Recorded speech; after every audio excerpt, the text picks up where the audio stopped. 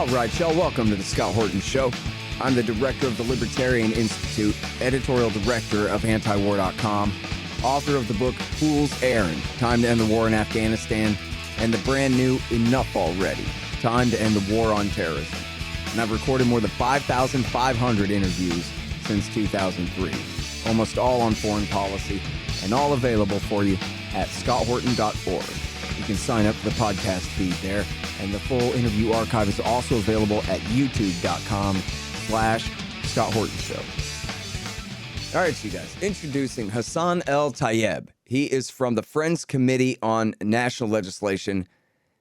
That's FCNL.org, of course, the Quaker Lobby for Peace up there in Washington, D.C. Welcome back to the show. How you doing, Hassan? I'm well, Scott. Hope you're well, too. I'm doing all right here, but I got a couple chips on my shoulder. The first one is that Admiral Kirby said that actually we're still providing maintenance for the Saudi Air Force because, of course, we are. And so I wonder whether that represents to you a significant rollback of the announcement of the rollback of the war at the beginning of February there. They said they were going to end all resupply, maintenance, logistics, and intelligence support for the war against the Houthis. And that's a major, one of the pillars there. But then I don't think anybody asked any follow-up questions about, were you helping them with targeting too? Or are you still selling them bombs? What is the deal? Yeah, Scott, you're bringing up some really good points, and we just haven't had a lot of clarity about what's going on. And keep in mind that this admission that U.S. civilian contractors are still able to provide these spare parts and maintenance only came as a result of a really explosive CNN piece, about the U.S.-backed Saudi-led blockade on Yemen, several letters from Congress, including one, almost 80 members sent it, led by Reps. Dingell. Senator Warren's also doing one right now.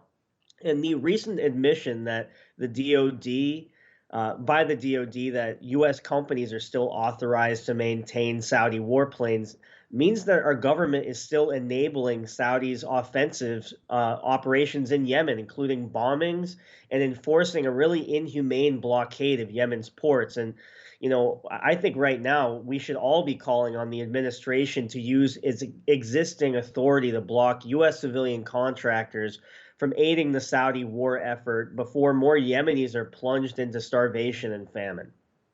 Well, man, I'll tell you, it's a pretty tough position to be in, to be relying on Elizabeth Warren to get anything done for us here. What is her letter, or it's a resolution, or it's just a letter? What is she doing? Yeah, so I mean, what I do appreciate that Senator Warren is putting this statement together out. It's a dear colleague letter that's going to be signed by well over a dozen members of the Senate. Basically calling on Saudi to lift the blockade on Yemen, and also calling on Biden to use existing leverage, including pending weapon sales and the maintenance and spare parts support, to pressure Saudi Arabia to lift the blockade on Yemen. I want to just note that Tim Lenderking, the U.S. envoy to Yemen that Biden appointed, he has even said that, it's the administration's official position that they want the restrictions on these ports to be lifted. So if that's the administration's positions, why hasn't it happened? And what this letter is asking is what leverage is going to be used to make that happen. But you're right. Just a letter alone is definitely not enough. We need legislation. We need a follow-up. We need a new Yemen War Powers resolution to cut off this remaining support we're having to the war effort. We need joint resolutions of disapproval and to block the pending weapon sales to Saudi Arabia, because the Biden administration put the pause button on that, but they haven't officially canceled the sales. So there's a lot that needs to be done. But I applaud folks that are speaking out. But like you said, we need way more.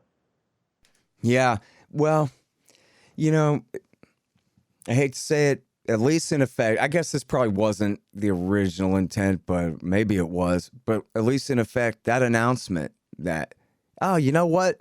It worked. You guys are right. We're going to call off all this support seems to have essentially been just a PR stunt. And it's been used to change the subject away from this crisis. They gave us, a quarter of a loaf or the promise of half a loaf here, and we settled for that. We being the broad base of the outraged people who were yelling about this at the beginning of the administration here, and now attention has been diverted off onto other things while the war continues on. I think you're making a good point is that our attention has been diverted, and there's a lot of stuff going on here domestically. I mean, COVID is obviously a big concern, but keep in mind, this is the world's worst humanitarian crisis. And, the UN Food Program, World Food Program, is basically saying that 400,000 kids could die from hunger this year without urgent assistance. And we're seeing a kid die every 75 seconds. I mean, it's abhorrent. And a lot of people don't know, but the blockade is really one of the main drivers, if not the main driver, of the starvation crisis. Now, a lot of folks might say, well, we want to block weapons from getting into Yemen. I think that's a fair concern. I don't want to see any weapons in the Yemen, but there's already a UN verification and inspection mechanism or UNVIM process in place that actually approves these ships. So we're not talking about ships that are carrying any, contraband or illicit, weapons. These have all been approved by the UN. It's just Saudi is blocking these commodities from getting into the country as a tactic, as a bargaining chip, in their war against the Houthis. And that's just absolutely devastating. We got 16.2 million people on the brink of a man-made famine. And, we just have to do everything we can to lift the blockade immediately, unconditionally. We need to decouple it from ongoing negotiations because innocent people's lives should just never be used as a bargaining chip. Okay, hang on just one second. Hey, y'all, Scott here for EasyShip.com.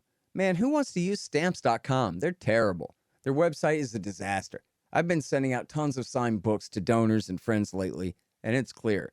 The only real alternative to standing in line for the 1990s technology at the post office is EasyShip.com. Preparing and printing labels with EasyShip.com is as easy as can be, and they are cheaper and better than Stamps.com. You can even send 100 free packages per month. Start out at scotthorton.org/EasyShip. Hey, look here, y'all. You know I'm for the non-aggression principle and all, but you know who it's okay to kill? That's right, flies. They don't have rights. Fly season is here again, and that's why you need the Bug Assault 3.0 Salt Shotgun for killing flies with. Make sure you get the 3.0 now. It's got that bar safety on it so you can shoot as fast as you can rack it. The Bug Assault makes killing flies easy and fun. And don't worry about the mess. Your wife will clean it up. Get the Bug Assault today. Just click the Amazon link in the right-hand margin at scotthorton.org. In fact, you can do all of your Amazon shopping through that link, and the show will get a kickback from Amazon's end of the sale. Happy hunting. Hey, y'all, Scott here for Lorenzotti Coffee. It's great stuff. It's actually how I'm conscious and recording this spot right now. You probably also like and need coffee. Well, Lorenzotti.coffee's got a great dark roast and these really cool grinders so you can brew it as fresh as possible. Here real soon, they're also going to have a nice medium roast and other options available. Check them out at Lorenzotti.coffee and use promo code scotthorton.org to save 10%. They ship fast and it tastes great. Support good anti-government stimulant suppliers. Go to Lorenzotti.coffee today. Now, so overall, in terms of what I was saying about the public relations stunt here, has the temperature really gone down in D.C. as far as the attention to this? Where, I mean, as you said, there are plenty of other issues for people to talk about and all of that. But has that been really successful in making people in D.C., I mean, the influential ones, the ones whose opinion actually counts, senators and people like that, that now they feel like, oh, well, everything is fine. Biden's working on that. They told us what we wanted to hear, and now we don't care anymore. It's a complicated question. I think for some, yes, but a lot of others, no, and some surprising folks that I wasn't expecting to be vocal. There was a letter led by Meeks and Ted Deutsch, and actually Republican ranking member Joe Wilson on the House Foreign Affairs Committee, all sent a letter saying that the blockade must end. And there's another, like I said earlier, Rep. Debbie Dingell, Pocan, and Khanna, they led a 75-member letter in the House. We had a 70-plus org advocacy letter effort. But And then I'm, also pleased that Senator Warren and, a bunch of folks, Patrick Leahy, the chairman of Appropriations, is also on this. So a lot of people, are upset. I think a lot of people are saying that they're, frustrated by the administration's lack of clarity. But what we haven't seen yet is legislation, and that's got to be the next step. Is, are we going to introduce a Yemen war powers to cut off this remaining support? Are we going to put provisions on the Pentagon bill, the NDAA or the DoD approps, and just try to make sure that we're cutting this support off immediately and doing it, because so many lives are on the line. And I think, there are a lot of folks. Senator Murphy, I will say, he has, spoken about the blockade, but I was hoping to see more from him as one of the foremost senators in the U.S. Senate. He's on the Middle East subcommittee on the Senate Foreign Relations Committee, and we need to get folks like him speaking out and saying that the U.S. needs to use the leverage we have over Saudi to end this blockade before more lives die. Yeah, man. And you know what? I had an argue with a friend who's pretty dang good on this on the show here, one of my regular guests on this issue. And we got into this weird bickering contest about whether it's an American or a Saudi blockade. And the evidence to me is, well, the Americans keep seizing ships. Sounds like they're a blockade to me. And this just happened the other day. And it's not really a ship, it was a boat that they seized. And to their credit, the headline writers in this case, or maybe even, it was the actual statement by the military, was that this is presumably on its way to Yemen. We're not really sure, but we kind of think maybe. But in other words, they really didn't have any evidence. I know Gareth Porter has shown in the past, in at least one major case, I think too, that the boat was actually leaving Yemen on its way to Somalia, because even at the height of this horrible war, Yemen is so lousy with weapons that they're still small arms exporters in the middle of all this strife. But if you just type in U.S. Navy, Yemen, and then minus Cole, obviously, because that'll be the big one, take USS Cole out of the search, and then the second place you'll see where the Houthis shot a missile at an American ship that was enforcing this blockade. That'll be the second most popular story. Delete that out, and then you'll still find dozens of results for the Americans enforcing this blockade all along for the last 6 years. Or what am I missing? I think you're absolutely right. I mean, this is a U.S.-backed Saudi blockade. I don't think I would leave Saudi out either. I mean, Saudi warplanes that are basically right now, according to the Pentagon, being maintained by U.S. civilian contractors, overseen most likely by Pentagon officials. And that approval process has to go through state and the Pentagon. Those warplanes, we know this is happening. They're enforcing the blockade. They're doing airstrikes. They're preventing ships from docking at Hodeidah port. And now there's like over a dozen fuel vessels that are unable to berth in that port. And, it's just spiking the hunger crisis. So how is this not a U.S.-backed blockade? How are we not complicit? And as the lead security partner of Saudi Arabia, I mean, if we continue to sell weapons and provide military support for their offensive operations, I just don't understand how anybody credible could say anything otherwise. And I'm kind of curious to know who that person was, and that's fine if you don't want to share, but it's just kind of laughable. And I think these people really need to be called out.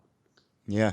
Well, I wouldn't say he was spinning too hard for him. He was just being real careful that he didn't say something too extreme, even though that really was the correct characterization. But you listen, this is the beauty from the point of view of the empire. This is the simplicity and the elegance of leading from behind, is the diffusion of responsibility. Everything is everybody else's fault and nothing is anybody's fault, and they can just continue on forever.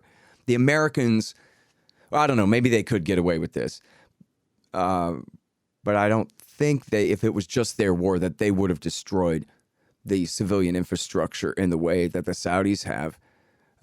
It would just be too blatant. a violation of all our signatures to all those Geneva Conventions and all those things. But we can sit there and the entire time aid and abet the Saudis for years on end, doing the exact same thing. And hey, it's the Saudi-led coalition. We're just providing them with a little bit of, intelligence and maintenance and mid-air refueling and some help Yeah. out there on the high seas. I mean, But what I it's their see, war, not really ours. yeah, Just like it was NATO that attacked Libya, not Barack Obama. yeah.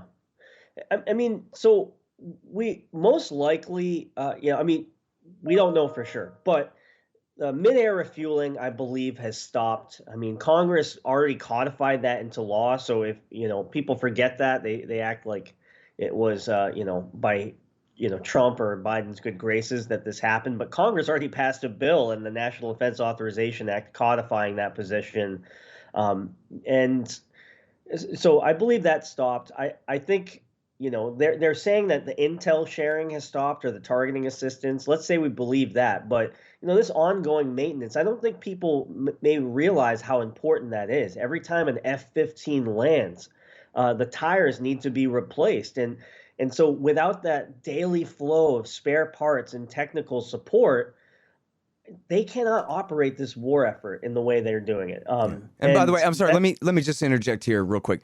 After our last interview, or a few interviews ago, whenever it was that you had brought that up, I got into it with some Air Force guys on Twitter who were saying, "Look, man, that's just not right." And I was saying, "Well, it comes from Bruce Rydell." Oh, you were part of the. I brought you in the conversation.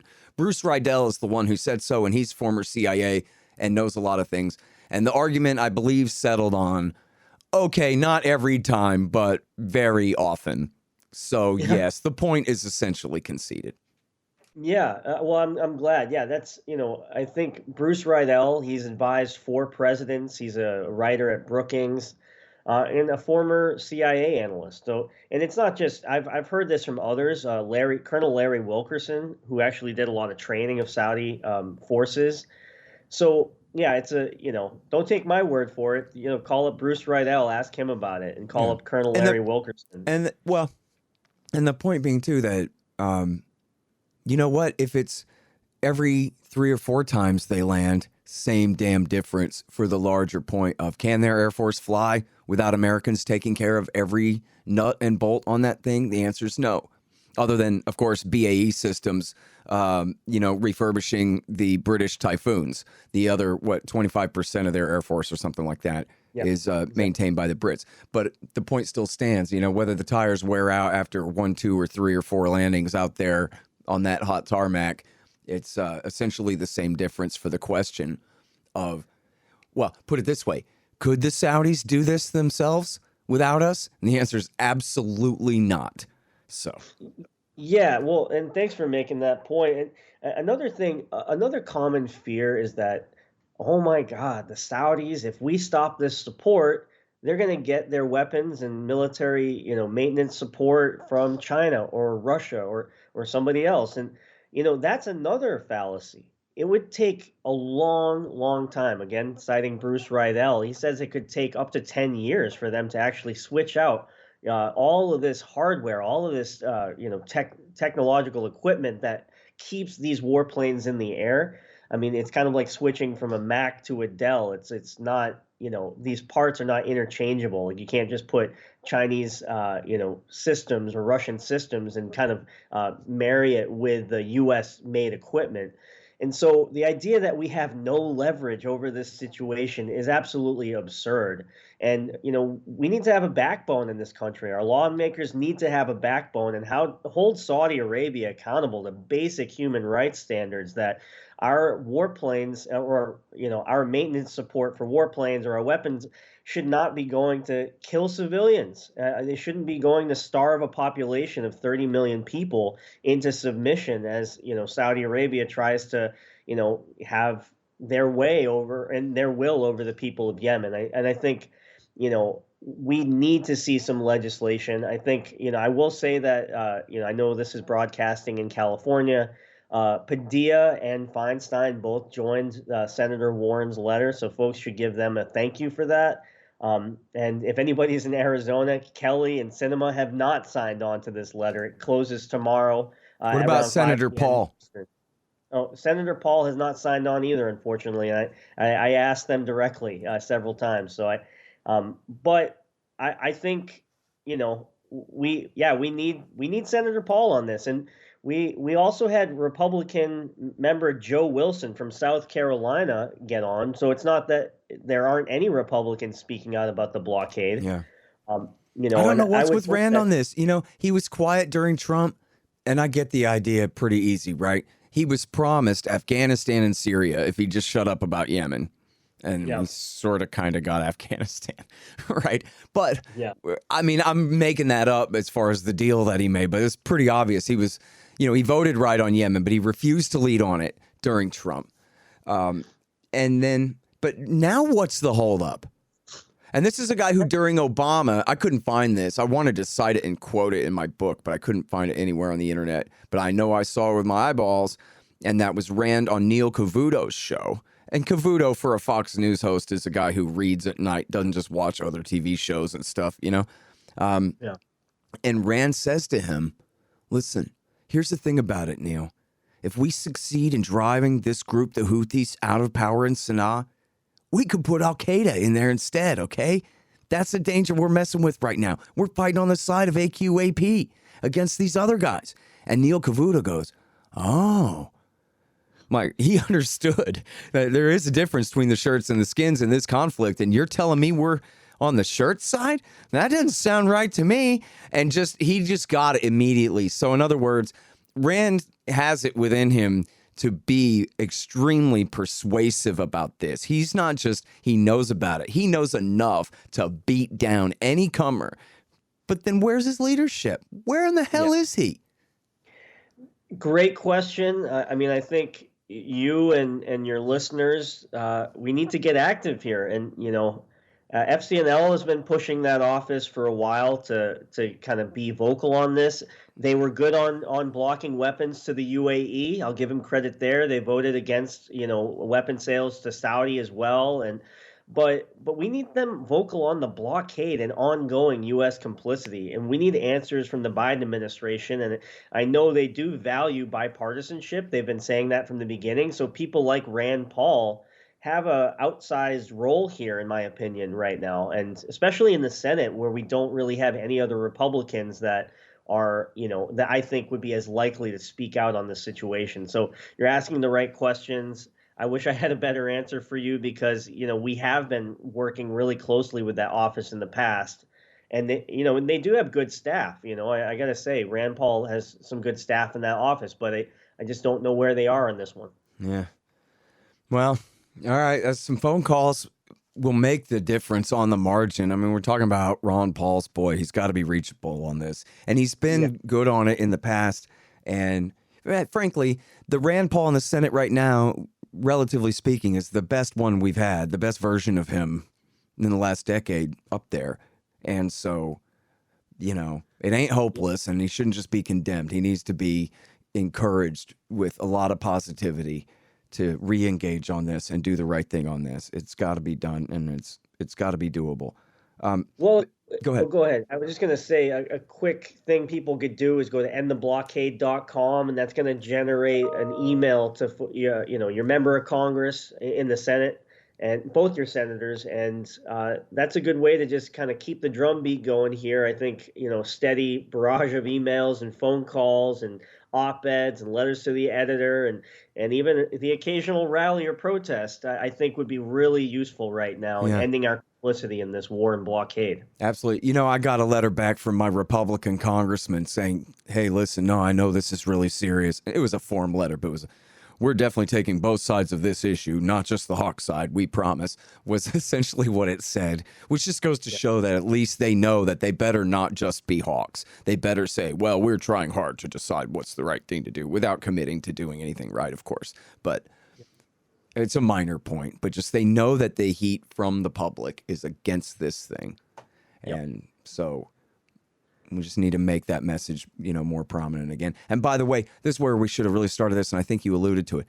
There's been a massive air campaign recently in Sana'a, correct? And then also there's this huge battle going on for the city of Marib in, I guess, relatively eastern Yemen here compared to Sana'a. out there. And this is really, the problem, right? Isn't this the problem? The Houthis are winning still, and the Americans and the Saudis won't negotiate from a position of weakness. But they can't get into a position of strength, so they just continue on. That's exactly it. I mean, Saudi has escalated in Marib. There's been an offensive there by the Houthis for about a year now. It's really picked up since the tightening of the blockade in January.